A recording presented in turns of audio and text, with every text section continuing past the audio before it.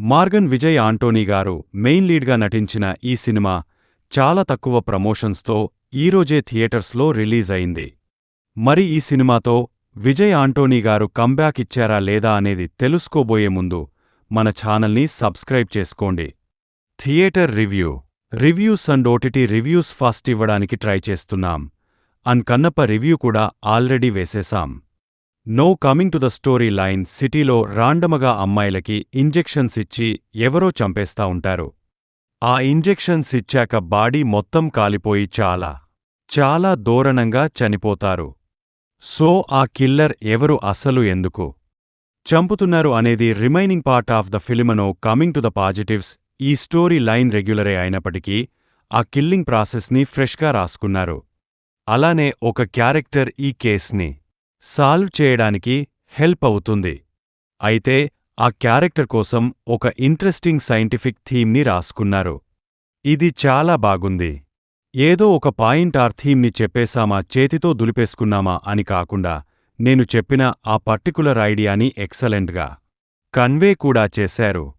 అంటే ఆ scientific theme అనేది చాలా ఫ్రెష్ కాన్సెప్ట్. అండ్ మన ఇండియన్ ఫిలిమ్స్లో అలాంటి కాన్సెప్ట్స్ చాలా అరుదుగా చూస్తాం. ఇంకా ఇన్వెస్టిగేషన్ సీన్స్ కూడా చాలా బాగుంటాయి. చాలా నాచురల్ అండ్ రియలాస్టిక్ ఇన్వెస్టిగేషన్ సీన్స్ని రాసుకున్నారు. ఇన్వెస్టిగేషన్ సీన్స్ అంటే ఇటు తిరగడం అటు తిరగడం అని కాకుండా ప్రతి సీన్లో ఏదో ఒక కొత్త విషయాన్ని కన్వే చేస్తూ వెళ్తారు. ముఖ్యంగా ఒక క్యారెక్టర్ వాటర్లో ఉంది, కిల్లర్ ఎవరని కనిపెట్టే సీన్స్ ఎక్సలెంట్గా ఉంటాయి. స్క్రీన్ ప్లేని మోస్ట్లీ పర్ఫెక్ట్గా ప్రిపేర్ చేసుకున్నారు. చాలా ప్యాకెట్గా అనిపించింది. థ్రిల్ అండ్ సస్పెన్స్, ఇలాంటి ఎలిమెంట్స్ అనేది మూవీ మొత్తం మెయింటైన్ అయింది. అండ్ కొన్ని సీన్స్లో ఎక్స్ట్రీమ్గా థ్రిల్ అవుతాం.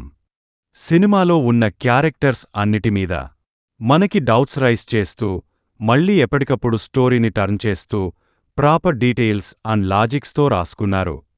సెకండ్ హాఫ్లో కిల్లర్ని పట్టుకునే ప్రాసెస్ చూస్తున్నప్పుడైతే మనం స్క్రీన్కి అలా హుక్ అయిపోతామన్నమాట. పారలల్గా ఒకేసారి వేరియస్ విషయాలు కన్వే చేస్తూ ఉంటారు.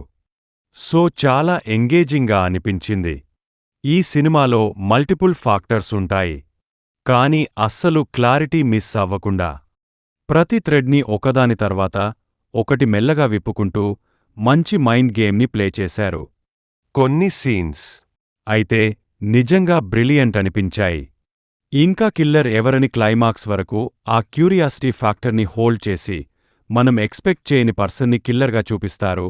అండ్ అది చాలా కన్విన్సింగ్గా కూడా అనిపిస్తది.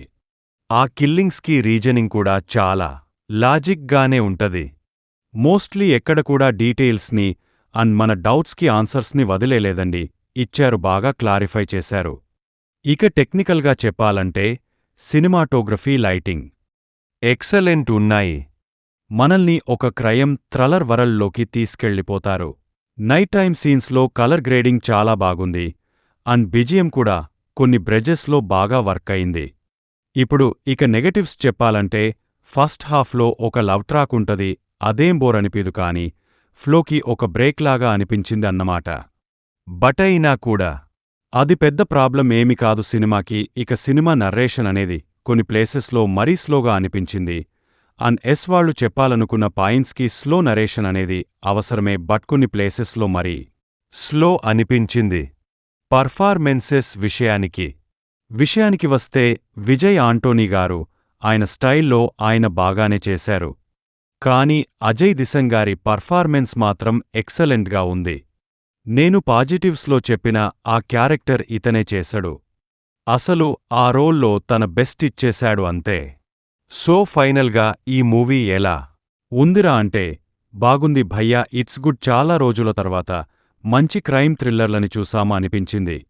ఒకవేళ ఈ వీకెండ్ ఏదైనా మూవీ చూడాలి అనుకుంటే ప్రిఫర్ దిస్. మళ్ళీ నెక్స్ట్ వీడియోలో కలుద్దాం. Signing off. T movie for you bye. మన రివ్యూస్ని అందరూ చూస్తున్నారు, కానీ మన ఛానల్ని ఎవరూ సబ్స్క్రైబ్ చేసుకోవడం లేదు. మా ఎఫర్ట్కి మీరు ఇచ్చే సపోర్ట్ అంటే సబ్స్క్రైబ్ చేసుకోవడమే. Please do subscribe our channel for more genuine reviews.